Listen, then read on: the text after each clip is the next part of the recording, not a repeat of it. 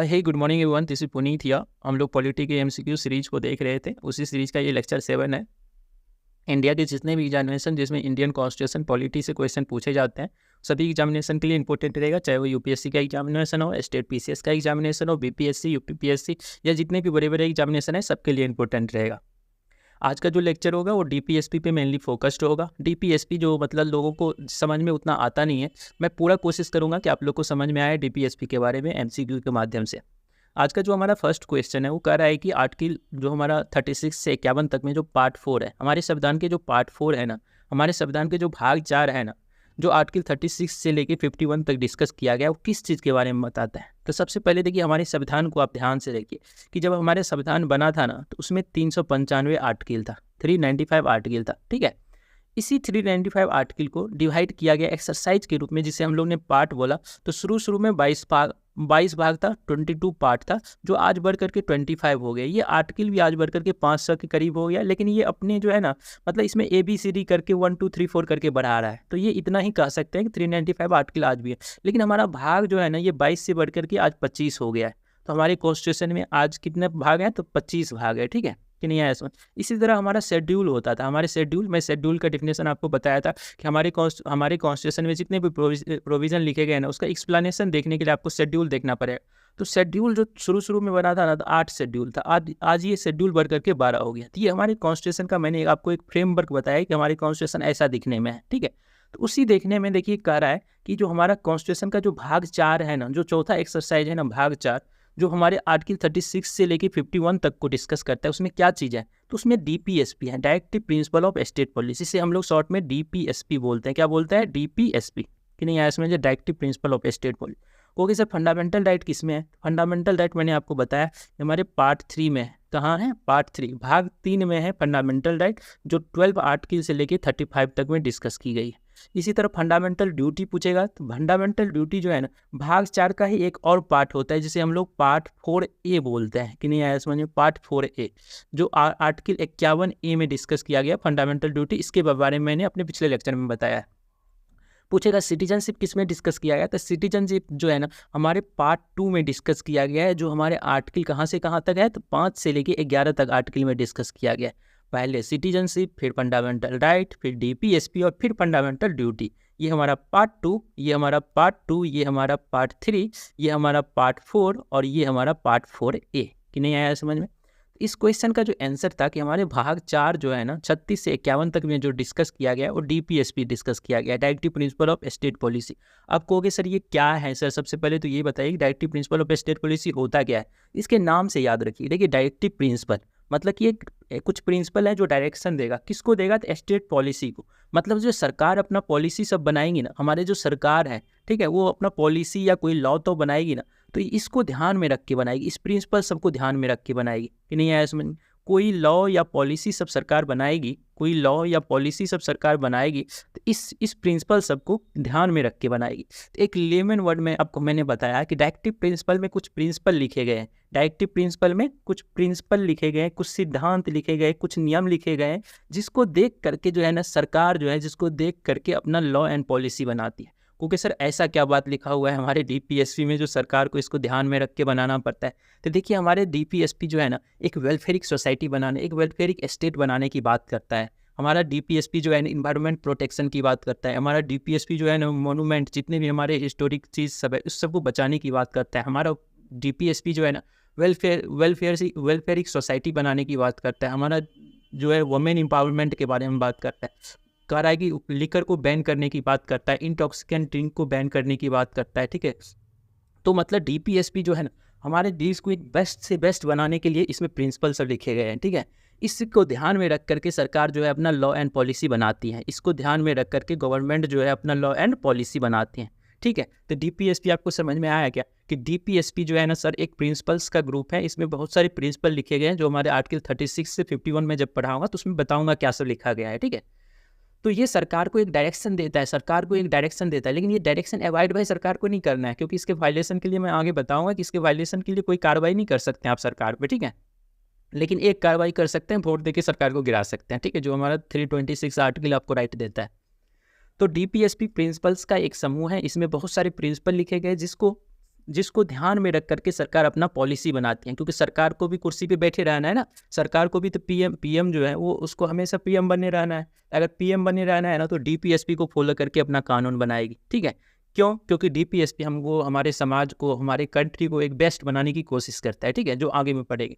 देखिए नीचे मैंने डिफिनेशन भी लिखा है कि DPSP aims to guide the nation, nation को गाइड करता है, नेशन को गाइड करता है क्या करने के लिए, तो towards the establishment of just and equitable society, एक ऐसा सोसाइटी बनाने की बात करता है जिसमें सभी का हिस्सेदारी हो, सब बराबर हो, ठीक है। ऐसा नहीं कि मतलब हमारे देश का 50% हिस्सेदारी 5% लोगों के पास हो, ठीक है, मतलब हमारे देश का 50% जो वेल्थ हो 5% 10% के लोगों के हाथ में हो, ऐसा कंट्री बनाने की बात नहीं करता है डीपीएसपी। डीपीएसपी बात करता है इक्विटेबल सोसाइटी बनाने की बात, कि सभी के पास जो है एक अच्छा अपॉर्चुनिटी हो, सब इक्वल हो, ठीक है, इस तरह की बात करता है। तो डीपीएसपी क्या है? प्रिंसिपल्स का एक समूह है जिसको देख करके सरकार अपना पॉलिसी बनाती है। अगर देख करके सरकार नहीं बनाएगी तो हम तो कोई कार्रवाई नहीं कर सकते हैं, लेकिन हाँ, सरकार को अगला साल जो इलेक्शन होगा उसमें वोट देकर गिरा सकते हैं, ठीक है। तो डीपीएसपी आपको समझ में आ गया ना। तो इस क्वेश्चन का आंसर था कि पार्ट 4 में जो डीपीएसपी 36 से 51 में डिस्कस की गई है वो डीपीएसपी के बारे में डिस्कस की गई है, ठीक है। जो नेक्स्ट क्वेश्चन है वो कह रहा है कि which of the following is correct about DPSP. फिर से आपको डीपीएसपी के बारे में एक कोर कॉन्सेप्ट मैं आपको बता रहा हूँ कि डीपीएसपी कह रहा है कि डीपीएसपी के बारे में बताइए कौन सा करेक्ट ऑप्शन है, ठीक है, जो हमारे पार्ट 4 में डिस्कस किया गया है, ठीक है। तो देखिए कह रहा है कि पहला ऑप्शन कह रहा है कि DPSP gives the direction to executive and legislative. हमारे सरकार को, एग्जीक्यूटिव और लेजिस्लेटिव किसको बोलते हैं आप? सरकार को ही तो बोलते हैं ना। मैंने बताया था आपको पिछले लेक्चर में कि एग्जीक्यूटिव का मतलब होता है हमारे मंत्री, और मंत्री के head that means prime minister, ठीक है। उसी तरह स्टेट में देखेंगे तो स्टेट में भी मंत्री होते हैं और चीफ मिनिस्टर।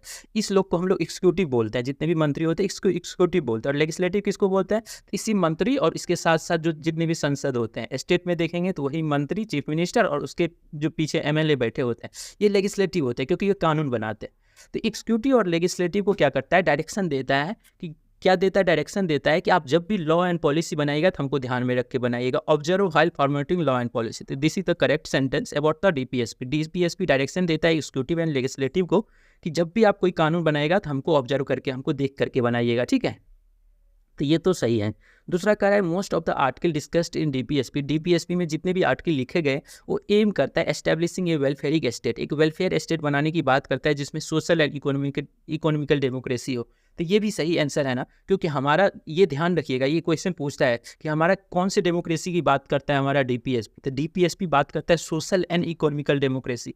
क्योंकि सर इसका मतलब क्या होता है सोशल एंड इकोनॉमिकल डेमोक्रेसी? देखिए सोशल डेमोक्रेसी का मतलब होता है कि समाज में सब लोग एक जैसा हो, समाज में कोई डिस्क्रिमिनेशन नहीं हो, इसे सोशल डेमोक्रेसी बोलते हैं हम लोग। सोशल समाज में भागीदारी, मतलब हमारे सोशल डेमोक्रेसी, मतलब हमारा जो डेमोक्रेसी बना है, मतलब हमने चूज करके सरकार को बनाया। तो सरकार को जो बनाया है तो कुछ लोग नहीं बनाया, सभी लोग नहीं बनाया। सोशल डेमोक्रेसी हमारे समाज में सब लोग को समानता हो, सब लोग को वोट देने का पावर हो। ऐसा नहीं कि कुछ लोग को हो कुछ लोग को नहीं हो। अंग्रेज के समय में होते थे, पढ़े लिखे को वोट देने का अधिकार था, जो पढ़े लिखे नहीं होते थे उसको वोट देने का अधिकार नहीं था। तो सोशल डेमोक्रेसी बात करता है जहां समाज में इक्वलिटी की बात करता है। और इकोनॉमिकल डेमोक्रेसी बात क्या करता है? इकोनॉमिकल डेमोक्रेसी बात करता है कि जहाँ पे इकोनॉमिक डेमोक्रेसी हो, मतलब जो सभी को, मतलब सभी को राइट हो कि वो एक अपना व्यापार कर सकता है। इकोनॉमिकल डेमोक्रेसी अपना इकोनॉमिक एक्टिविटी कर सकता है, सब लोग कर सकता है, ऐसा नहीं कि कुछ ही लोग कर सकता है। एग्जाम्पल के लिए मैं बताऊं तो देखिए इकोनॉमिकल डेमोक्रेसी का सबसे अच्छा एग्जाम्पल होगा कि देखिए जब बैंक खुला था, जो हमारे इंडिया में आज जितने भी बड़े बड़े बैंक देख रहे हैं वो आज सरकारी बन गया, लेकिन ये जब ये एस्टैब्लिश किया गया था तो प्राइवेट बैंक था। वो जो प्राइवेट बैंक था ना, बैंक सब, वो शुरू में प्राइवेट बैंक था। और ये लोग क्या करते थे कि शहर में ही अपना बैंक खोलते थे, गांव में जाता ही नहीं था, ठीक है, गांव में नहीं जाता था ये बैंक सब। तो सरकार को क्या करना पड़ा? सरकार को सभी को सरकारी बनाना पड़ा, सरकारी बैंक बना दिया और सभी को बोला गांव में जाकर के ब्रांच खोलो, ताकि समाज के हर सेक्शन ऑफ सोसाइटी को बैंक का फायदा मिले। इसी को कहते हैं कि हम लोग को क्या करना कि जो भी हमारे रिसोर्सेज है, हमारी कंट्री में जो भी रिसोर्सेज है वो सभी को मिले, सोशल एंड इकोनॉमिकल डेमोक्रेसी। और हमारे इकोनॉमी में भी सभी लोगों का हिस्सेदारी हो, न कि कुछ लोग का हिस्सेदारी, ठीक है। तो डीपीएसपी इसके बारे में बात करता है। DPSP social and economic democracy की बात करता है, जबकि फंडामेंटल राइट जो है ना वो हमारे पॉलिटिकल डेमोक्रेसी की बात करता है। पॉलिटिकल डेमोक्रेसी का मतलब क्या हुआ कि आपको ये जो है, आपको ये अधिकार मिला है, ये अधिकार मिला है, ये अधिकार मिला है, मतलब वो एक इंडिविजुअली, मतलब एक पर्सन के बारे में बात करता है कि आपको बोलने का आज़ादी है, आपको घूमने का आज़ादी है, आपको कोई डिस्क्रिमिनेशन नहीं किया जाएगा, इस सब की बात करता है। और सोशल एंड इकोनॉमिक डेमोक्रेसी के बारे में हमारे डीपीएसपी चर्चा करते हैं। This is the correct answer. जो थर्ड ऑप्शन है वो कह रहा है कि this principle separate the state from being the police state. कह रहा है कि डीपीएसपी जो है ना सरकार को पुलिस स्टेट बनाने से रोकता है। डीपीएसपी जो है सरकार को पुलिस स्टेट बनने से रोकता है। क्योंकि ऐसा कैसे सर कि सरकार को अगर मानिए कि डीपीएसपी नहीं रहेगा तो सरकार पुलिस स्टेट बना देगा क्या? पुलिस स्टेट का मतलब हुआ चाइना। पुलिस स्टेट का मतलब सिंपल सा चाइना, जहाँ पे लोग अगर बोलेगा तो गोली मार देगा, उसे बोलते हैं हम लोग पुलिस स्टेट। मतलब कि वहाँ की सरकार के पास इतना पावर होगा कोई बोल ही नहीं पाएगा, ठीक है, इसको पुलिस स्टेट बोलते हैं। लेकिन डीपीएसपी जो है ना, सरकार पुलिस स्टेट, हमारे देश में डीपीएसपी जो है ना सरकार को पुलिस स्टेट बनने से रोकता है। कहता है भाई तुम ऐसे करना, सरकार को बोलता है कि देखो तुम ऐसे करोगे नहीं तो अगला साल जब चुनाव होगा ना तुम कोई वोट नहीं देगा, ठीक है। तो मतलब डीपीएसपी सरकार को डायरेक्शन देता है कि तुम मेरी बात सबको मानना, नहीं मानोगे तो वोट नहीं देगा, तुम गिर जाओ, तुम्हारा सरकार गिर जाएगा। तो डीपीएसपी सरकार को पुलिस स्टेट बनने से रोकता है, ठीक है। तो this is the correct sentence. तो इसका आंसर जो होगा, चारों आंसर होगा डीपीएसपी के बारे में, तीनों ऑप्शन सही था, ठीक है। डीपीएसपी सरकार को पुलिस स्टेट बनने से रोकता है, DPSP social and economical democracy की बात करता है, डीपीएसपी सरकार को डायरेक्शन देता है कि जब भी आप कोई कानून बनाएगा तो मुझे देख के बनाएगा। क्यों? क्योंकि मैं ही भारत का भविष्य हूँ, मैं ही भारत का फ्यूचर हूँ, मैं ही भारत को बेस्ट बनाने की कोशिश करता। तो डीपीएसपी हमारे कॉन्स्टिट्यूशन का बहुत ही इंपॉर्टेंट पार्ट है, जो हमारे देश को एक वेलफेयर स्टेट बनाने की बात करते हैं, हमारे देश को बेस्ट बनाने की बात करता है, जो मैं आगे बताऊंगा आपको, ठीक है। नेक्स्ट क्वेश्चन कह रहा है कि find the correct one among the following differences between fundamental right and DPSP. देखिए ये क्वेश्चन पूछा जाता है कि what is the difference between fundamental right and DPSP. DPSP और फंडामेंटल राइट्स में क्या डिफरेंसेस है? तो देखिए फंडामेंटल राइट जो है ना वो हमारा अधिकार है, मतलब वो हमको अगर उसका वायलेशन होता है ना, हम आपको बताए थे कि सुप्रीम कोर्ट डायरेक्ट चले जाएंगे। लेकिन क्या डीपीएसपी को अगर सरकार नहीं मानती है, देखिए सबसे पहले तो ये याद रखिए फंडामेंटल राइट हमको मिला है, हमको एक अधिकार मिला हुआ है जिसको हम फॉलो करते हैं, फॉलो नहीं करते हैं, वो अधिकार मिला है, वो करने का हमको आज़ादी है, ठीक है। लेकिन डीपीएसपी जो है ना ये सरकार पे एक रिस्पॉन्सिबिलिटी देता है कि आप ऐसा ऐसा कीजिएगा, ठीक है, ऐसा ऐसा कीजिएगा, सरकार को बोलता है डीपीएसपी। डीपीएसपी में कुछ प्रिंसिपल लिखे गए जिस प्रिंसिपल को सरकार को फॉलो करना है, हमको नहीं फॉलो करना है, सरकार को फॉलो करना है, ठीक है।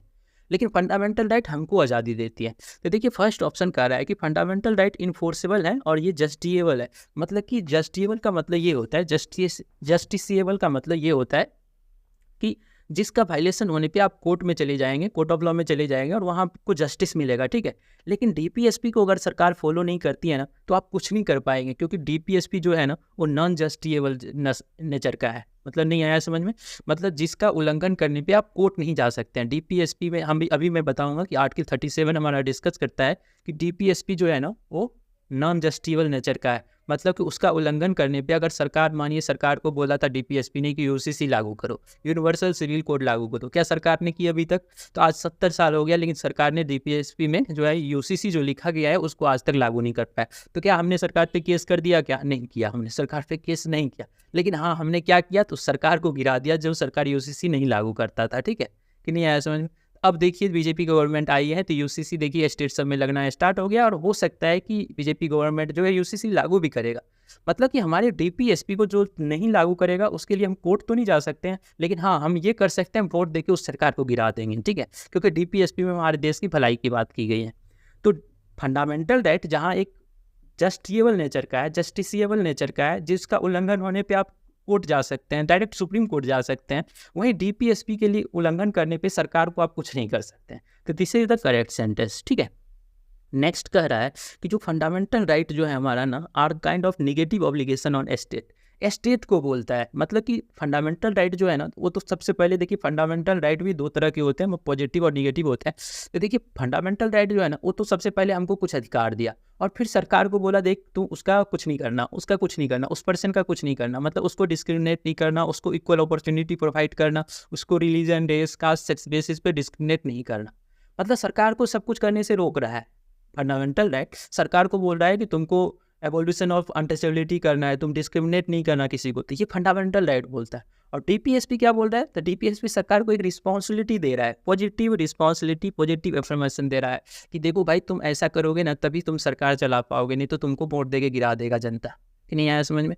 तो फंडामेंटल राइट जहाँ पे सरकार को एक डिक्टेटरशिप बनने से रोकता था, सरकार को बोलता था किसी पर्सन में तुमको डिस्क्रिमिनेशन नहीं करना है, तो एक निगेटिव ऑब्लिगेशन देता था, निगेटिव एक ऑब्लिगेशन सरकार को देता था। लेकिन डीपीएसपी सरकार को एक पॉजिटिव इन्फॉर्मेशन देता है, पॉजिटिव रिस्पॉन्सिबिलिटी देता है कि तुमको ऐसा करना है ताकि तुम सरकार में बने रहो, ठीक है, तुम ऐसा करोगे तभी तुमको जनता वोट देगी।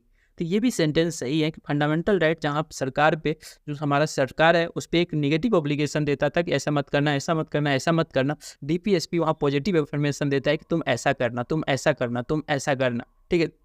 तभी तुम सरकार में रहोगे, ठीक है। जो नेक्स्ट क्वेश्चन है वो कह रहा है कि fundamental right provide political democracy और DPSP provide social and economical democracy. तो देखिए डेमोक्रेसी जो है ना 3 तरह के होते हैं, सोशल डेमोक्रेसी, पॉलिटिकल डेमोक्रेसी और इकोनॉमिकल डेमोक्रेसी, ठीक है। तो देखिए पॉलिटिकल डेमोक्रेसी की बात फंडामेंटल राइट करता है, जो मैंने अपने फर्स्ट क्वेश्चन में भी बताया कि पॉलिटिकल डेमोक्रेसी की बात कौन करता है, फंडामेंटल राइट करता है। और डीपीएसपी जो है ना सोशल और इकोनॉमिकल डेमोक्रेसी की बात करती है, समाज में सबके बीच में जो हमारी सरकार, जो हमारा सरकार बना है उसमें समाज के सभी वर्गों का हिस्सेदारी हो, इसको बोलेंगे हम लोग सोशल डेमोक्रेसी। सोशल मतलब समाज और डेमोक्रेसी मतलब हमने जिसको चूज करके बनाया है सरकार। तो सोशल डेमोक्रेसी मतलब समाज के हर एक सेक्शन ऑफ द सोसाइटी का हिस्सेदारी सरकार में हो, उसे हम लोग सोशल डेमोक्रेसी बोलते हैं, ठीक है। उसके बाद इकोनॉमिकल डेमोक्रेसी बोलते हैं किसको है, तो सर एक ऐसा डेमोक्रेसी जहाँ पे सभी लोगों का पार्टिसिपेशन हमारे इकोनॉमी में हो, हमारे इकोनॉमी ट्रेड, हम अगर कोई व्यापार करते हैं ट्रेड करते हैं, हर एक इंसान के पास जो ये डेमोक्रेसी हो कि वो अपना व्यापार खोल सकता है, अपना हिस्सेदारी इकोनॉमी में कर सकता है, ठीक है, सबके पास, इसको इकोनॉमिकल डेमोक्रेसी बोलते हैं। इस दोनों की बात हमारा डीपीएसपी करता है। ये क्वेश्चन एग्जाम में पूछा गया है कि DPSP talks about the social and economical democracy, social और इकोनॉमिक डेमोक्रेसी, समाज को कैसे बेस्ट बनाना है, इकोनॉमी को कैसे, हमारे इकोनॉमिकल स्टेटस सभी लोगों का कैसे बेहतर बनाना है, इसकी बात करता है डीपीएसपी। और फंडामेंटल राइट हमको पॉलिटिकल डेमोक्रेसी देता है, मतलब कि हमको कुछ अधिकार देता है जो हमारे लिए इंपॉर्टेंट है, हम हमारे बेस्ट के लिए बात करते हैं, वो पॉलिटिकल डेमोक्रेसी हो गया, ठीक है। नेक्स्ट ऑप्शन जो है वो कर रहा है, ये भी सही आंसर था, ठीक है, 3 भी सही था, 1 2 3 सही हो। कह रहे fundamental right promote the welfare of individual. देखिए फंडामेंटल राइट जो है ना, आपको, हमको, सबको एक अधिकार दिया है कि भाई तुम बोल सकते हो, फ्रीडम ऑफ एक्सप्रेशन आर्टिकल 19, ठीक है, तुमको कोई डिस्क्रिमिनेशन नहीं करेगा, आर्टिकल 50, तुमको जो होगा स्वतंत्रता समानता का अधिकार होगा, तब तुमको जो है सभी के बीच में इक्वलिटी का अधिकार होगा, ठीक है, फ्रीडम ऑफ इक्वलिटी आर्टिकल 40, ठीक है, तुमको कोई जॉब में नहीं रोकेगा on the basis of religion, race, caste, sex के बेसिस, आर्टिकल 60। जो फंडामेंटल राइट है ना हमको अधिकार दे रहा है, मतलब एक इंडिविजुअल पर्सन को दे रहा है, जबकि डीपीएसपी जो है ना पूरे समाज की बात करता है, पूरे कम्युनिटी की बात करता है, पूरे कंट्री की बात करता है। कहता है, देखिए डीपीएसपी बोलता है कि यूसीसी लागू करो, यूनिवर्सल सिविल कोड लागू करो, मतलब पूरे देश में एक सिविल कोड लागू करो जिससे जो पूरे देश का विकास होगा, ठीक है, पूरे देश अच्छा बनेगा। तो डीपीएसपी एक पूरे समाज, एक कम्युनिटी, पूरे एक कंट्री की बात करता है। तो वही फंडामेंटल राइट एक पर्सन की बात करता है, एक पर्सन नहीं, सभी पर्सन, उसमें भी सभी पर्सन है, लेकिन एक एक पर्सन की बात कर रहा है, इसको भी अधिकार है बोलने का, इसको भी अधिकार है, इसको भी अधिकार है। लेकिन वहीं देखिएगा डीपीएसपी बोलता है कि हर एक वुमेन का ध्यान रखना है, वुमेन एम्पावरमेंट करना है, उसको भी इक्वल पे देना है, इक्वल पे देना है, इक्वल काम के लिए, ठीक है, इक्वल वर्क के लिए इक्वल पे देना है। तो वहाँ पे देखिए एक पूरे सेक्शन ऑफ सोसाइटी, मतलब पूरे वुमेन के बारे में बात की जा रही है। लेकिन फंडामेंटल राइट इंडिविजुअल नेचर का होता है, इंडिविजुअलिस्टिक नेचर का होता है, जबकि हमारा जो डीपीएसपी होता है वो सोशलिस्ट कैरेक्टर, पूरे समाज की बात करता है। नहीं है समझ में? और जो लास्ट ऑप्शन है वो करेक्ट, फंडामेंटल राइट जो होता है ना वो ऑटोमेटिकली इन्फोर्स है, जैसे ही हमारा कानून बना उसमें फंडामेंटल राइट मिला तो वो सभी अधिकार हमको मिल गया जो हमको मिलना चाहिए था, बोलने की आज़ादी, घूमने की आज़ादी, कोई इक्वलिटी मेंटेन करना, ये सब हमको मिल गया आज़ादी। लेकिन डीपीएसपी क्या मिला, क्या हमको नहीं मिला। डीपीएसपी में जितने भी प्रिंसिपल लिखे गए 36 से 51 उसमें क्या सब कुछ मिल गया क्या? नहीं मिला। क्यों नहीं मिला? क्योंकि वो अनजस्टिएबल नेचर का है, ठीक है, नॉन जस्टिएबल नेचर का है, ठीक है, मतलब कि उसके लिए हम कोर्ट में केस नहीं कर सकते हैं, ठीक है। तो डीपीएसपी को लागू करने के लिए सरकार को कानून बनानी पड़ती है। जैसे डीपीएसपी ने बोला था विलेज पंचायत बनाना है, जो आज आप देखते हैं गांव में जो पंचायत का कॉन्सेप्ट है या म्यूनिसिपल का कॉन्सेप्ट है, ये डीपीएसपी ने ही बोला था, जिसको सरकार ने कानून बना के लागू किया देश में। तो डीपीएसपी सरकार को केवल डायरेक्शन देता था, ठीक है, फॉलो करने के लिए ही नहीं बोलता था, ऑर्डर नहीं देता था, डायरेक्शन देता था, कि सजेशन देता था कि ऐसा करना, ऐसा करने से देश का भला होगा, ठीक है। तो डीपीएसपी को लागू करने के लिए सरकार को कानून बनाने पड़ते हैं। DPSP required law to implement, implement करने के लिए लॉ बनानी पड़ती है, जबकि फंडामेंटल राइट ऑटोमेटिकली इन्फोर्स्ड है। तो ये सभी आंसर जो था ना डीपीएसपी के बारे में सही था। आई थिंक आप लोग को डीपीएसपी के बारे में कोर कॉन्सेप्ट समझ में आ गया होगा। फिर से एक बार देखिएगा वीडियो को, समझ में आ जाएगा। नेक्स्ट क्वेश्चन कर रहा है which one is correct about DPSP. DPSP के बारे में बताइए कि कौन सा करेक्ट है। तो कह रहा है कि DPSP achieving the goal of DPSP required lot of resources and time thus may not be achievable in fix time. इसका मतलब ये हुआ, कह रहा है कि डीपीएसपी में जो भी चीज़ लिखे गए ना उसको पालन करवाने के लिए, उसको हमारे देश में लागू करने के लिए बहुत सारा रिसोर्सेज और टाइम लगता है, इसीलिए उसको एक फिक्स टाइम में जो है अप्लाई नहीं किया जा सकता। आपको पता होना चाहिए जब हमारा कॉन्स्टिट्यूशन बनाना तो आपको कि सर क्यों नहीं डीपीएसपी को भी लागू कर देता, उसके भी वायलेशन पे जो है कोर्ट हम जा सकते थे। तो इसीलिए नहीं लागू किया गया, क्योंकि डीपीएसपी में जो इतना चीज़ लिखे गए ना, उसको लागू करने के लिए हमको रुपये की ज़रूरत होता है, ठीक है। क्योंकि डीपीएसपी जो है राइट टू एजुकेशन की भी बात करता है, ठीक है, मतलब कि फ्री ऑफ कॉस्ट एजुकेशन की भी बात करता है। डीपीएसपी बहुत ऐसे चीज़ सब की बात करता है जो तुरंत करना उस समय जब कॉन्स्टिट्यूशन बना तुरंत करना पॉसिबल नहीं था। इसीलिए जो है ना इसको नॉन जस्टिबल नेचर का बनाया गया, ताकि इसको जो है बाद में धीरे धीरे करके सरकार लागू करे, ठीक है। इसीलिए तो मतलब ये सभी सेंटेंस जो इसमें लिखा गया ना, ये भीमराव अंबेडकर जी का सेंटेंस था कि डीपीएसपी जो है ना, डीपीएसपी को बनाने के लिए, तुरंत लागू करने के लिए बहुत सारे रिसोर्सेज की ज़रूरत होगी, और हमारा सोसाइटी भी इतना डेवलप अभी नहीं हुआ है कि तुरंत इसको एक्सेप्ट कर लेगा, ठीक है। तो इसीलिए ये सही सेंटेंस है डीपीएसपी के बारे में कि डीपीएसपी को अचीव करने के लिए हमको टाइम की ज़रूरत होती है, रिसोर्सेज की ज़रूरत होती है। एक फिक्स टाइम में हम डीपीएसपी को नहीं कर सकते हैं, लागू नहीं कर सकते देश में, लेकिन हाँ आज 70 साल हो गया, आज तक हो जाना चाहिए था, लेकिन सरकार ने अच्छा प्रोग्रेस नहीं किया, ठीक है। तो दूसरा सेंटेंस कह रहा है कि दिस प्रिंसिपल जो डीपीएसपी है ना are not enforceable in court of law. Yes, ये this is the correct sentence. ये हमारे कोर्ट ऑफ लॉ में जो है इन्फोर्स नहीं होता है, मतलब कि इसका सरकार अगर उल्लंघन करता है ना तो आप कोर्ट नहीं जा सकते। ये हमारा आर्टिकल 37 में आगे भी बताऊंगा। कह रहा है कि this principles do not enjoy legal section. वही सेम मीनिंग हो गया कि इसके लिए कोई लीगल सेक्शन नहीं बनाया है, सेंक्शन नहीं किया गया है कि मतलब कि आप जाकर के कोर्ट में लड़ाई नहीं कर सकते हैं इसके लिए, ठीक है। ये एक चीज़ कर सकते हैं, आप क्या कर सकते हैं, इस प्रिंसिपल के आधार पे आप किसी गवर्नमेंट के परफॉर्मेंस को देख सकते हैं। अगर सरकार आपके डीपीएसपी के अकॉर्डिंग काम कर रहा है ना तो सरकार को आपको वोट देना चाहिए और जिताना चाहिए फिर से। लेकिन अगर डीपीएसपी के खिलाफ जा रहा है ना तो सरकार को आप गिरा सकते हैं। तो मतलब कह रहा है कि कोई लीगल सैंक्शन तो नहीं है इसके पास, लेकिन हाँ वोट ऑफ पीपुल में इसको खड़ा होना है, मतलब जनता के सामने खड़ा होना है। अगर डीपीएसपी को जो सरकार फॉलो नहीं करेगा उसको हम लोग वोट देकर के गिरा देंगे। तो डीपीएसपी के बारे में ये सभी सेंटेंस जो साथ सही था। फिर से देखिए डीपीएसपी बात कर रहा है कि डीपीएसपी जो है ना इसको लागू करने के लिए बहुत सारा रिसोर्सेज और टाइम का ज़रूरत होता है। इसीलिए हम अपने संविधान में इसे जो है कम्प्लीटली जस्टिबल नेचर का नहीं बनाया गया, ठीक है, इसे नॉन जस्टिबल ही रखा गया ताकि इसको धीरे धीरे करके सरकार लागू करे। इसके लिए हम कोर्ट तो नहीं जा सकते हैं, लेकिन हाँ इसके लिए हम कोर्ट ऑफ पीपुल में सरकार को कोर्ट ऑफ पीपुल में खड़ा कर सकते हैं। मतलब कि जनता के सामने अगर सरकार डीपीएसपी को लागू नहीं करता है, डीपीएसपी के अकॉर्डिंग काम नहीं करता है, तो उस सरकार को हम गिरा देंगे। मतलब सरकार को जवाब देने के लिए कानून के सामने नहीं ले जाएंगे हम, लेकिन जनता के सामने सरकार को जरूर खड़ा होना पड़ेगा, ठीक है। मतलब डीपीएसपी में जो चीज़ लिखे गए हैं हमारे देश की भलाई की बात करते हैं, और अगर सरकार हमारे देश की भलाई के बारे में नहीं सोचता है, डीपीएसपी को नहीं सोचता है, तो उस सरकार को कोर्ट ऑफ पीपुल में खड़ा होना पड़ेगा, जनता के दरबार में खड़ा होना पड़ेगा। और जनता के दरबार में हम क्या कर सकते हैं, उस सरकार को गिरा देंगे जो डीपीएसपी को फॉलो नहीं करता है। सेम सेंटेंस थर्ड में भी लिखा गया है कि डीपीएसपी जो है इसका कोई लीगल तो सेंशन नहीं है, इसके लिए आप कोर्ट नहीं जा सकते हैं, लेकिन हाँ इसके बेसिस पे आप गवर्नमेंट के परफॉर्मेंस को देख सकते हैं, ठीक है। गवर्नमेंट कैसा काम कर रहा है ये सब देख सकते हैं कि डीपीएसपी के अकॉर्डिंग काम कर रहा है तो अच्छा काम कर रहा है, डीपीएसपी के अकॉर्डिंग नहीं कर रहा है तो वो गलत काम कर रहा है। तो इसका आंसर जो होगा, इसका आंसर 4 होगा, ऑल ऑफ द अबव, ठीक है।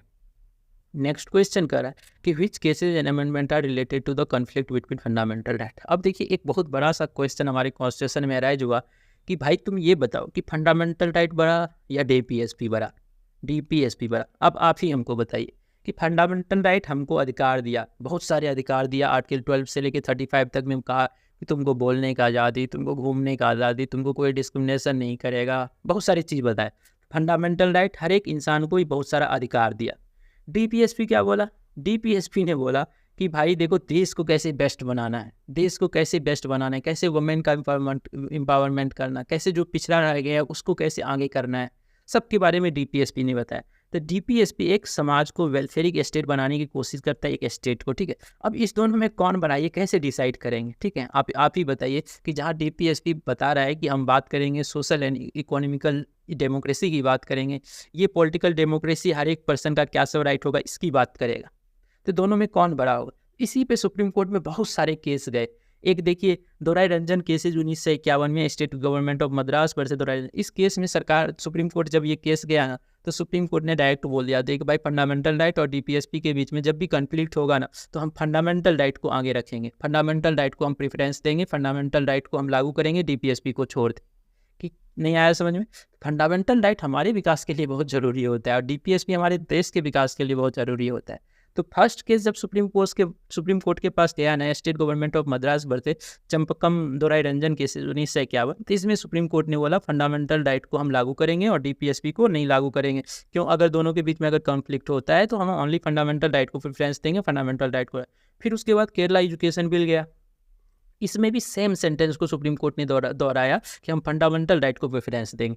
अब कहोगे सर ऐसा कैसे चलेगा? एक बात कर रहा है हमारे विकास की, एक बात कर रहा है देश के विकास की। आप बताइए, एक एग्जांपल मैं बताता हूँ कि जो हमारा बैंक का जो था ना, नेशनलाइजेशन किया गया था 1969 में। हमारे 1969 में जो है हमारे देश में जितने भी प्राइवेट बैंक थे ना, सबको सरकारी बैंक बना दिया गया। क्योंकि सर इससे क्या फ़ायदा हुआ हमारे देश को? तो देखिए, इससे ये फ़ायदा हुआ, जब प्राइवेट था ना, ये सभी बैंक जब प्राइवेट था ना, तो ये लोग गाँव में अपना बैंक खोलता ही नहीं था। आज देखिए, गांव के हर एक सेक्शन ऑफ सोसाइटी बैंक का फ़ायदा उठा रहा है, बैंक से लोन ले रहा है, बैंक में अपना रुपया जमा कर रहा है, छोटा छोटा अमाउंट का लोन ले रहा है, जमा कर रहा है। इससे बैंक का जो है ना सभी प्रॉफिट वो भी उठा रहा है गांव के लोग। अगर इसको सरकारी नहीं बनाता तो क्या ऐसा हो पाता क्या? क्योंकि प्राइवेट का तो मोटिव होता है प्रॉफिट कमाना, प्राइवेट कंपनी का। तो इसीलिए नेशनलाइजेशन किया गया था। लेकिन बताइए, ये नेशनलाइजेशन की बात करता कौन है? तो ये डीपीएसपी करता है। तो नेशनलाइजेशन तो किया गया ना हमारे देश में, इसका मतलब डीपीएसपी लागू किया गया।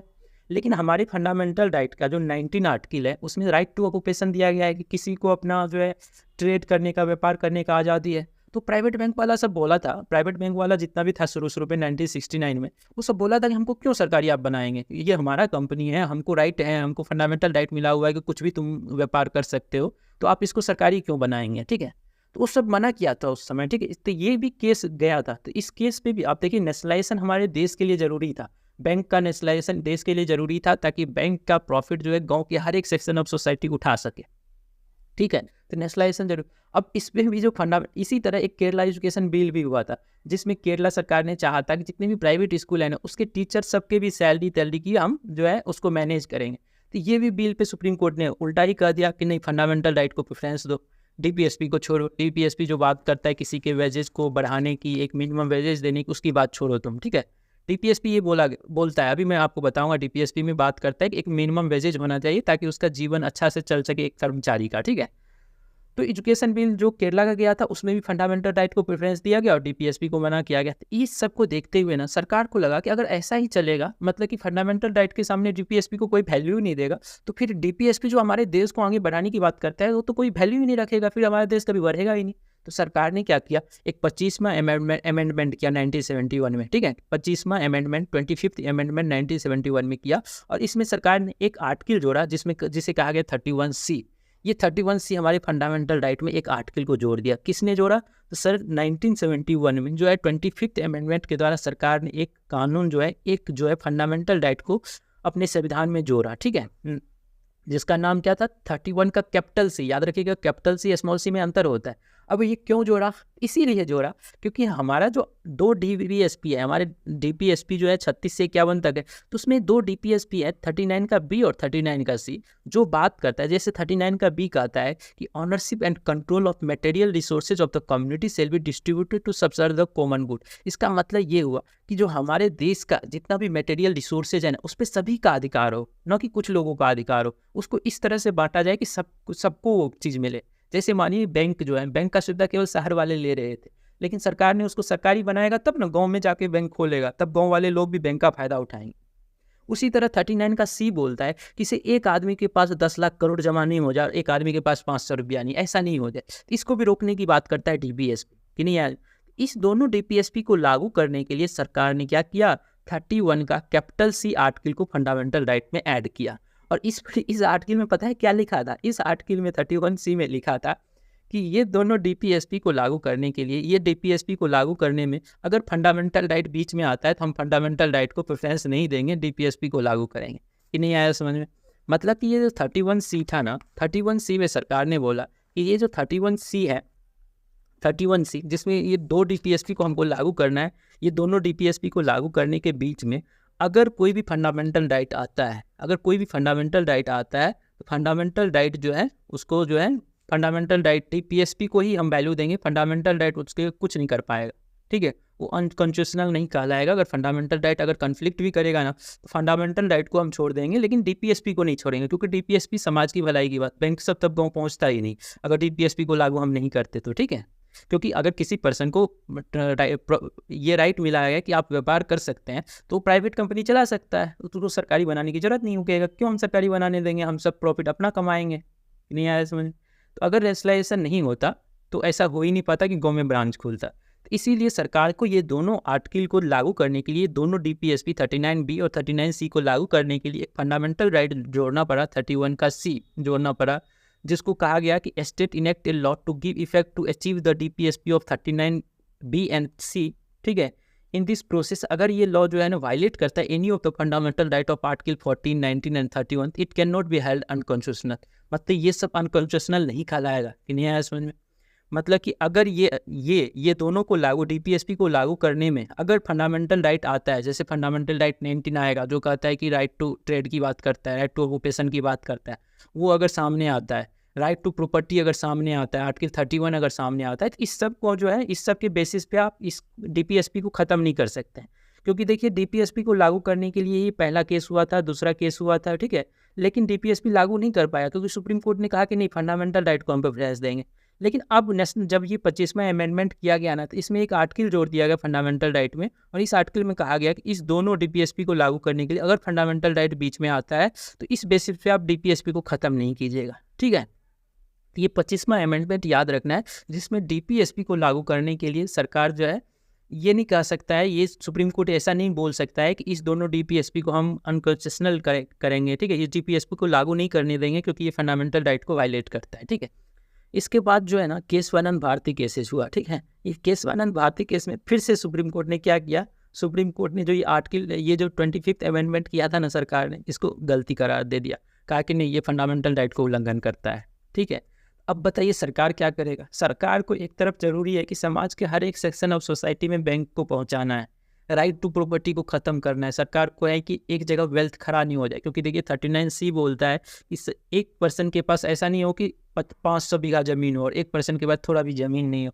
तो इस सब को ख़त्म करने के लिए सरकार को DPSP लागू करना था। इसीलिए सरकार ने कहा कि 25th अमेंडमेंट में सरकार ने बोला कि देखिए क्या है ना कि हमको इस दोनों DPSP को लागू करना है। अगर इसके लिए अगर फंडामेंटल राइट बीच में आ रहा है तो इसकी वजह से आप DPSP को नहीं, हम हटा देंगे। ठीक है, DPSP को ख़त्म नहीं कीजिएगा, अनकॉन्स्टिट्यूशनल नहीं बोलिएगा। सुप्रीम कोर्ट को ऐसा सरकार ने इस अमेंडमेंट में लिखा। लेकिन फिर से सुप्रीम कोर्ट ने केशवानंद भारती केसेज में बोल दिया कि फंडामेंटल राइट और DPSP के बीच में हम फंडामेंटल राइट को चूज करेंगे, और इस बेसिस पे फिर केशवानंद भारती केसेज में 25वां अमेंडमेंट को जो है गलत करार दे दिया, अनकॉन्स्टिट्यूशनल करार दे गया। इस पे अब क्या करेगा सरकार, केशवानंद भारती केस में फिर से DPSP को ख़त्म कर दिया। तो सरकार ने भी एक चीज़ और किया, फिर से सरकार ने एक अमेंडमेंट किया जिसे कहा गया 42nd अमेंडमेंट, और इस केसेस में सरकार बोल दिया कि कोई भी DPSP लागू करेंगे हम, DPSP को लागू करने के बीच में अगर कोई भी फंडामेंटल राइट आता है, कोई भी फंडामेंटल राइट, इस 42वां अमेंडमेंट में कहा कि ऑल द DPSP को लागू करने के लिए अगर हमारा फंडामेंटल राइट 14, 19, 31 ये सब वायलेट होता है ना, इस बेसिस पे जो DPSP जो लागू किया गया उसको आप अनकॉन्स्टिट्यूशनल नहीं बोलिएगा। और साथ ही साथ बोला कि इस DPSP को जो है कोर्ट में केस भी नहीं किया जाएगा, मतलब कि इसको कोर्ट में लेके नहीं जाएगा। दैट मीन्स कि जुडिशियल रिव्यू को ख़त्म कर दिया गया। कि नहीं आया इसमें? जो 42nd अमेंडमेंट आया, 42nd amendment Keshavananda Bharti judgement में जब DPSP को फिर से गलत करार दे दिया फंडामेंटल राइट के फाइट के बीच में, फंडामेंटल राइट और DPSP के कॉन्फ्लिक्ट के बीच में फिर से DPSP को हटा दिया और फंडामेंटल राइट को प्रेफरेंस दिया सुप्रीम कोर्ट ने, तो सरकार ने फिर से एक अमेंडमेंट किया, 42वां अमेंडमेंट। और 42वां अमेंडमेंट में पहले तो सरकार केवल 2 DPSP की बात करता था, और 42वां अमेंडमेंट में सरकार ने बोला कि जितने भी DPSP है उसको अगर लागू करने के बीच में हमारा फंडामेंटल राइट 19, हमारा फंडामेंटल राइट 14 और हमारा फंडामेंटल राइट 31, ये सभी अगर आते हैं बीच में, इस बेसिस पे सुप्रीम कोर्ट जो है इसको अनकॉन्स्टिट्यूशनल नहीं बोलेगा DPSP को। और साथ ही साथ ये भी 42वां अमेंडमेंट में लिखा गया, ये इससे जुडिशियल रिव्यू का जो कॉन्सेप्ट है इससे हटाया जाता है। मतलब कि DPSP को लागू करने के लिए जो है इसको आप कोर्ट में लेके नहीं जा सकते, कोर्ट में इसको क्वेश्चन नहीं कर सकते हैं। कि नहीं आया समझ में? इस कॉन्सेप्ट को भी ख़त्म किया। फिर से एक मिनर्वा मिल केस हुआ, सुप्रीम कोर्ट में एक केस गया, और फिर से सुप्रीम कोर्ट ने क्या कहा, सुप्रीम कोर्ट ने बोला कि जो 25वां अमेंडमेंट में चेंज करके सरकार ने 42वां अमेंडमेंट किया है, 25वां अमेंडमेंट में सरकार क्या बात करता था, दो DPSP लागू करने की बात करता था, और 2 DPSP के लागू करने में अगर फंडामेंटल राइट आता है तो कहा कि इस बेसिस पे आप DPSP को ख़त्म नहीं कीजिएगा। और 42वां अमेंडमेंट में क्या बोला, तो 42वां अमेंडमेंट में बोला सरकार ने कि सभी डीपीएसपी को लागू करने में अगर ये तीनों फंडामेंटल राइट बीच में आते हैं तो डीपीएसपी को जो है अनकॉन्स्टिट्यूशनल नहीं बोलेगा सुप्रीम कोर्ट। और साथ ही साथ जुडिशियल रिव्यू का भी कॉन्सेप्ट हटा लिया गया, मतलब कि इसको आप कोर्ट में केस भी नहीं कर सकते हैं, ठीक है। तो मिनर्वा मिल केस में जो है सुप्रीम कोर्ट ने बोला कि देखिए 25 आर्टिकल को हम सही मानते हैं, आर्टिकल 25 को सही मानते हैं, लेकिन जो 42वां कॉन्सेप्ट, जो 42वां अमेंडमेंट किया गया ना, जिसमें जुडिशियल रिव्यू को भी खत्म कर दिया गया, तो ये गलत है। मतलब changes bought in 25th article, 25th amendment में जो चेंज लाया गया है ना, वो गलत है। 25th अमेंडमेंट नहीं गलत है, 25th अमेंडमेंट में जो चेंजेस ला करके 42nd अमेंडमेंट लाया है, और 42nd अमेंडमेंट सरकार ने जुडिशियल रिव्यू से भी इसको हटा दिया, डीपीएसपी और फंडामेंटल राइट के फाइट को, तब जाकर के सुप्रीम कोर्ट ने। तो आज का अगर परिप्रेक्ष्य में देखा जाए ना, तो सर आज क्या है, आज हमको बताइए कि डीपीएसपी और फंडामेंटल राइट के बीच में अगर फाइट होता है तो कौन जीतेगा दोनों के बीच में। तो आज का परिप्रेक्ष्य ये है कि इस दोनों डीपीएसपी को लागू करने में, जो 25वां अमेंडमेंट है ना, वो आज के परिप्रेक्ष्य में सही है। इस दोनों डीपीएसपी को लागू करने में अगर हमारे फंडामेंटल राइट 14 और 19 बीच में आते हैं, 14 और 19 अगर हमारे फंडामेंटल राइट बीच में आते हैं, तो इस बेसिस पे हम इस डीपीएसपी को ख़त्म नहीं करेंगे। मतलब इस डीपीएसपी को देखिए प्रेफरेंस मिल गया ना, इस डीपीएसपी को अगर लड़ाई होता है इस दोनों फंडामेंटल राइट से, तो इसमें डीपीएसपी को कोई खतरा नहीं है, इस डीपीएसपी को लागू करना है, क्योंकि इससे हमारे देश का विकास हो। कि नहीं आया समझ। तो आज का परिप्रेक्ष्य, ये जितने भी केसेज और अमेंडमेंट थे ना, ये सभी हमारे फंडामेंटल राइट और डीपीएसपी से रिलेटेड थे, कॉन्फ्लिक्ट का, ठीक है। तो ये ऑल द अबव इसका आंसर होगा। डीपीएसपी और फंडामेंटल राइट के बीच में अगर फाइट होता है, केवल दो डीपीएसपी 39B और 39C जो है, केवल दो फंडामेंटल राइट 14 और 19 से जीतेगा, और किसी से नहीं जीतेगा डीपीएसपी, ठीक है। यही दोनों 14 और 19 के बीच में अगर डीपीएसपी आता है, तो इस डीपीएसपी को जो है अनकॉन्स्टिट्यूशनल नहीं कहा जाएगा, ठीक है।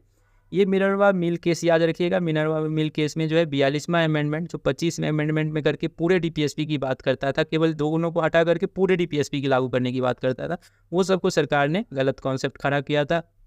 केशवानंद भारती केसेस में डीपीएसपी को प्रेफर नहीं दिया गया था, इस दोनों में तो डीपीएसपी को कोई वैल्यू ही नहीं दिया गया था, ठीक है। तो नेक्स्ट क्वेश्चन है हमारा कि which is correct about the article 36। Correct article 36 किस बारे में बात करता है। देखिए मैंने आपको बताया ना कि हमारा डीपीएसपी जो है ना 36 से लेके 51 तक में डिस्कस किया गया है। तो पहला जो डीपीएसपी है ना, जो 36 डीपीएसपी, वो डिफिनेशन ऑफ स्टेट के बारे में बात करता है कि डिफिनेशन ऑफ स्टेट, डिफिनेशन जो है ये डिफिनेशन पार्ट है, ये इंपॉर्टेंट नहीं है, बस ये याद रखिए definition part of directive principle. ये डायरेक्टिव प्रिंसिपल डीपीएसपी का ये डिफिनेशन पार्ट है। स्टेट के मीनिंग के बारे में बात की गई। The meaning of state under article 36 बताया गया कि सेम एज द पार्ट 3। जो हमारे फंडामेंटल राइट में जो स्टेट का डिफिनेशन होता था ना, वही सेम डिफिनेशन हमारे पार्ट 4 में डीपीएसपी में भी होगा, ठीक है। ये बात की गई, मतलब कि एक सिंपल सा याद रखिए कि 36 में डीपीएसपी में डिफिनेशन ऑफ स्टेट की बात की है, और वो डिफिनेशन ऑफ स्टेट वैसा ही होगा जैसा हमारे part 3 of the Indian constitution, that means fundamental right में डिफिनेशन ऑफ स्टेट बताया गया था, वही होगा। अब देखिए मैंने नीचे लिख भी दिया है कि स्टेट का मतलब क्या होता है। तो स्टेट मतलब state include the government and parliament, हमारे देश का government and parliament of India, government and legislature जो हमारे स्टेट में भी होते हैं ना, तो legislator of each of the state and all the local and other authority, और जितने भी हमारे गवर्नमेंट के पार्ट होते हैं, लोकल अथॉरिटी सब होते हैं हमारे देश के अंदर में, सब जो है स्टेट के डिफिनेशन में आएगा, ठीक है। तो एक सिंपल सा याद रखिए कि 36 आर्टिकल में स्टेट का डिफिनेशन दिया गया है। तो 36 आर्टिकल बस अगर एग्जाम में पूछेगा तो वो बस पूछेगा कि व्हाट इज, क्या लिखा गया है आर्टिकल 36 में। तो 36 में लिखा गया है कि स्टेट का डिफिनेशन ऑफ स्टेट डीपीएसपी में कैसा होगा, डिफिनेशन ऑफ स्टेट के बारे में, ठीक है। इसी तरह हमारा जो आर्टिकल 12 था ना फंडामेंटल राइट का, उसमें भी डिफिनेशन ऑफ स्टेट ही लिखा गया था, और वहाँ जो डिफिनेशन ऑफ स्टेट था ना, सेम टू सेम आर्टिकल 36। ऐसे भी याद रख सकते हैं, फंडामेंटल राइट का जो पहला आर्टिकल था 12, वो सेम टू सेम आर्टिकल 36 जो डीपीएसपी का पहला आर्टिकल है, दोनों सेम था, और दोनों में बताया गया डिफिनेशन ऑफ स्टेट के बारे में, ठीक है। नेक्स्ट क्वेश्चन है कि which article says that DPSP are not enforceable in court of law. मतलब क्या हुआ, इसका मतलब ये हुआ कि जो हमारा डीपीएसपी है ना, डीपीएसपी में क्या लिखा गया है, इसमें सर बहुत सारा जो है प्रिंसिपल लिखे गए हैं जिसको सरकार को ध्यान में रख करके कोई पॉलिसी या लॉ बनाएगी। कह रहा है कि अगर सरकार ने मानिए इसको ध्यान में रख के नहीं बनाया, कोई पॉलिसी ऐसा बना दिया जो इसको ध्यान में रख के नहीं बनाया गया, ठीक है, तो क्या आप कोर्ट में केस कर सकते हैं। तो नो, क्योंकि इन्फोर्सेबल इन, ये जो है not enforceable in court of law, ये कोर्ट ऑफ लॉ में इन्फोर्सेबल नहीं है। अगर सरकार इसका उल्लंघन करती है डीपीएसपी का, तो आप कोर्ट में केस नहीं कर सकते हैं। ये कौन सा आर्टिकल बोलता है, तो ये आर्टिकल 37 बोलता है। 37 बोलता है कि अगर डीपीएसपी का सरकार उल्लंघन करती है ना तो आप कोर्ट में केस नहीं कर सकते हैं, लेकिन हाँ इलेक्शन जब होगा ना उसमें आप सरकार को गिरा सकते हैं, ठीक है, क्योंकि डीपीएसपी आपके भलाई, आपके देश के भलाई के बारे में बात करता है। अगर डीपीएसपी को सरकार नहीं मानती है तो आप उसको इलेक्शन में हरा सकते हैं, लेकिन कोर्ट में केस नहीं कर सकते। इसी को बोलते हैं नॉन जस्टिफिएबल इन नेचर, ठीक है। ठीक है, कोर्ट ऑफ लॉ में डीपीएसपी लागू नहीं होता है, ये ध्यान रखना, ये इंपॉर्टेंट क्वेश्चन है। जो हमारा नेक्स्ट क्वेश्चन है, करेक्ट विच वन या आर जो है करेक्ट जो है अबाउट द आर्टिकल 39, क्योंकि सर 30 हमने 6 पढ़ा, 37 पढ़ा, 38 आपने छोड़ दिया। अभी 38 में बताता हूँ। 39 अभी हम लोग का देखिए कितना सारा आ गया, जितना केस था ना 39 केस, जो हमारा केस अभी मैंने स्टडी किया था, Minerva mill case, Kesavananda Bharati cases, Kerala re education bill, दोरई स्वामी जो केसेस था वो, ये सभी केसेस जो था ना आर्टिकल 39 के बारे में ही बताता था।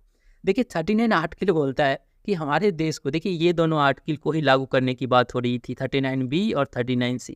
आप खुद ही देखिए कि ये कितना इंपॉर्टेंट है ये दोनों आर्टिकल, और इसको लागू कैसे नहीं किया जाएगा। हमारे फंडामेंटल राइट और डीपीएसपी के बीच में अगर मानिए फाइट होती है, हमारे फंडामेंटल राइट और डीपीएसपी के बीच में अगर फाइट होती है तो सर ये जो दोनों डीपीएसपी है ये बहुत इंपॉर्टेंट है। देखिए 39 का बी बोल रहा है कि 39B कह रहा है कि under article 39B state try to, सरकार जो है कोशिश करेगा डिस्ट्रीब्यूट करने का the ownership and control of material resources, जिस रिसोर्सेज का कुछ वैल्यू है इसको इस तरह से बांटेगा समाज में, हमारी कम्युनिटी में, कि सभी लोग को फायदा हो। कि नहीं आया समझ में?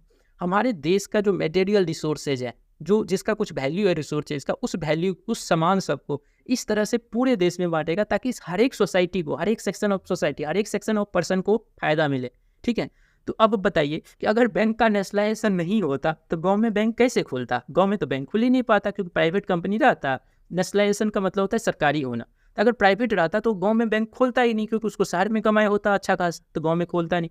तो इसीलिए कहा गया है कि आर्टिकल 39B कहता है कि हमारे जो रिसोर्सेज है, हमारे देश का जो रिसोर्सेज है ना, उसको हम इस तरह से बांटेंगे, सरकार इस तरह से बांटेगा ताकि सरकार, जो हमारे देश में जनता है ना, सभी को फायदा मिले। तो आप समझ गए ना कि सर ये बहुत इंपॉर्टेंट था कि बैंक का नेशनलाइजेशन करना, ये इंपॉर्टेंट था। इसीलिए सरकार ने देखिए इस दोनों डीपीएसपी को हमारे फंडामेंटल राइट 14 और 19 से भी बड़ा माना है। कि नहीं आया समझ में? तो 39B बोलता है, 39B बोलता है कि ये बोलता है कि हमारा सरकार जो है ना वो इस तरह से हमारे मटेरियल रिसोर्सेज को बांटेगा ताकि समाज के हर एक सेक्शन, कॉमन गुड्स का मतलब कह रहा है कि समाज के हर एक सेक्शन को उससे फायदा मिले, serve the common goods of the every individual person of the our country, ठीक है। 39 का सी बोलता था कि स्टेट मस्ट ट्राई, हमारा जो सरकार है ना वो कोशिश ये भी करेगा कि prevent the concentration of the wealth in fewer hand, कुछ लोगों के हाथ में ही सब रुपया हो जाए, ऐसा करने से भी सरकार रोकेगा। मतलब कि अंबानी के पास ही पूरे रुपया हो जाए देश का, अदानी के पास ही, मतलब कि 10 लोग 10% के पास ही अगर मानिए हमारे देश का आधा से ज़्यादा इनकम वेल्थ हो जाए, तो ये भी हमारे देश के लिए खराब ही है। इसको भी रोकने की बात करता है कौन? हमारा आर्टिकल 39 का सी बोलता है। जो हमारा 39, ये 39 का सी है, ये याद रखिएगा कि ये 39 का सी लिखा गया है कि 39 का सी बोलता है कि state must be try to prevent the concentration of wealth in fewer hand, कुछ लोगों के हाथ में पूरे देश का जो है रुपया नहीं हो जाए, ठीक है। आपको पता होना चाहिए कि जब हमारा देश आज़ाद हुआ था ना, उस समय क्या होता था कि एक पर्सन, एक जिम्मेदारी प्रोसेस होता था ना, तो जिम्मेदार के पास बहुत ज़मीन होता था, और उस जिम्मेदारी पे जो खेती करता था उसका वो खेत है ही नहीं, वो जिम्मेदार का खेत है। इस तरह से किसी लोग के पास 1000 बीघा ज़मीन था और किसी के पास कुछ नहीं था, क्योंकि वो बस खेती करता था उस खेत में और उसके बदले में जिम्मेदारी को टैक्स देता था, अपना जो भी देता था, ठीक है। तो जिम्मेदारी प्रोसेस था, सरकार को उस प्रथा को ख़त्म करना था। लेकिन एक फंडामेंटल राइट, हमारा राइट टू प्रॉपर्टी आ जाता था। जो राइट टू प्रॉपर्टी हमारे आर्टिकल 31 में लिखा गया था, उसमें लिखा गया कि हर एक को अपनी ज़मीन पर अधिकार है। तो अब सरकार को ये भी ख़त्म करना था ताकि जो है ज़मीन को हम सभी लोगों में बांटा जा सके। हमारा 39C तो यही बोलता है ना कि जो जितना भी हमारे देश का वेल्थ है वो कुछ लोगों के हाथ में नहीं हो, सभी को मिले हमारे देश का वेल्थ। तो जो हमारे देश का वेल्थ, ज़मीन भी तो है ना हमारे देश का वेल्थ, तो ज़मीन को भी सभी लोगों में बांटना है। कि नहीं आया समझ में? तो अब इस सभी लोगों में कैसे बांटेंगे? तो हम सबसे पहले सरकार ने क्या किया कि जो राइट टू प्रॉपर्टी था ना, ज़मीन का अधिकार जो बोलता था, इसके लिए सुप्रीम कोर्ट नहीं चले जाए, इसलिए सरकार ने क्या किया, राइट टू प्रॉपर्टी को फंडामेंटल राइट से ख़त्म कर दिया। कैसे ख़त्म किया? तो 44वां अमेंडमेंट करके 1978 में, 44th अमेंडमेंट 1978 में सरकार ने क्या किया कि राइट टू प्रॉपर्टी को फंडामेंटल राइट से हटा दिया। फंडामेंटल राइट से हटा करके उसे लीगल राइट बना दिया गया, जो मैंने पिछले लेक्चर में आपको बताया है, ठीक है। ताकि क्या हो सके कि सभी लोगों को जो प्रॉपर्टी का डिस्ट्रीब्यूशन है, सभी लोगों के हाथ में कुछ कुछ ज़मीन जाए। ऐसा नहीं कि एक के पास पूरा ज़मीन हो और एक के पास कुछ है ही नहीं, ठीक है। तो ये जो 39 का बी था वो बोलता था कि ownership of the material resources सभी को मिले, और 39 का सी था वो बोलता था कुछ लोगों के हाथ में हमारे देश का पूरा वेल्थ ना चले जाए। ठीक है, इस दोनों से रोकता। तो आप समझ गए ना कि ये दोनों डीपीएसपी कितना अच्छा है समाज के लिए, सोसाइटी के लिए, ताकि हर एक सोसाइटी का विकास हो। कि नहीं आया समझ में? आर्टिकल 39 का ए बोलता है कि state must try to provide the equal means of livelihood to all citizen, man and women. देखिए कितना इंपॉर्टेंट है ये। कह रहा है कि सभी हमारे सिटीजन को एक इक्वल मीन्स ऑफ लाइवलीहुड मिले, सभी को नौकरी मिले, सभी को जीने का जो है एक जीने का एक मीन्स होता है वो मिले सभी को। ठीक है, ये नहीं कि उसके बीच में भी डिस्क्रिमिनेशन हो, मेंस को मिले वुमेन्स को नहीं, दोनों को मिले। अभी देखिए यहीं से एक कॉन्सेप्ट आता है equal work and equal pay. मतलब कि मानिए पहले क्या होता था कि मेंस जो होते थे ना, जो मेन होते थे ना, उसको एक काम करने का कोई ज़्यादा रुपया मिलता था और वुमेन को कम मिलता था उसी काम को करने का। इसको भी ख़त्म करने के लिए डीपीएसपी में लिखा गया था कि वुमेन एंड मेन दोनों के बीच में कोई डिस्क्रिमिनेशन नहीं होगा। अगर सेम काम कर रहा है तो सेम पैसा मिलेगा दोनों को। ठीक है, तो आप समझ रहे हैं कि सर हमारा डीपीएसपी में देखिए सब कुछ अच्छाई के लिए ही बात किया गया है। कह रहा है 39 ए में लिखा है कि स्टेट कोशिश करेगा, सरकार कोशिश करेगा कि हमारे देश के सभी सिटीजन को इक्वल मीन्स ऑफ लाइवलीहुड हो। ठीक है, सभी को जो अच्छा नौकरी मिले, अच्छा जीने का माध्यम मिले। 39 का बी बोलता था कि हमारे देश का जो भी मटेरियल रिसोर्सेज है उस पर सभी का अधिकार हो। ये नहीं कि प्राइवेट जो भी मतलब बैंक है वो शहर में रहे और गांव में नहीं जाए। ठीक है, इसीलिए उसको प्राइवेट सरकारी बना दिया गया ताकि गांव में जाकर के पहले 25% बैंक खोलो फिर शहर में खोलना तुम। ठीक है, ऐसा आज का रूल है बैंकिंग का। ठीक है, तो ये सब कहा गया। फ्यूअर हैंड में सभी वेल्थ जो फ्यूअर हैंड में नहीं चला जाए, ये 39 का सी बोला। ठीक है, तो ये सभी जो था ऑल द एबव है, ये सही आंसर था। ठीक है, आज की वीडियो में इतना ही रहेगा और नेक्स्ट वीडियो में हम लोग डीपीएसपी को फुल्ली ख़त्म करेंगे और उसके बाद प्रेसिडेंट को पढ़ेंगे। तो आज की वीडियो में इतना ही। Thank you everyone.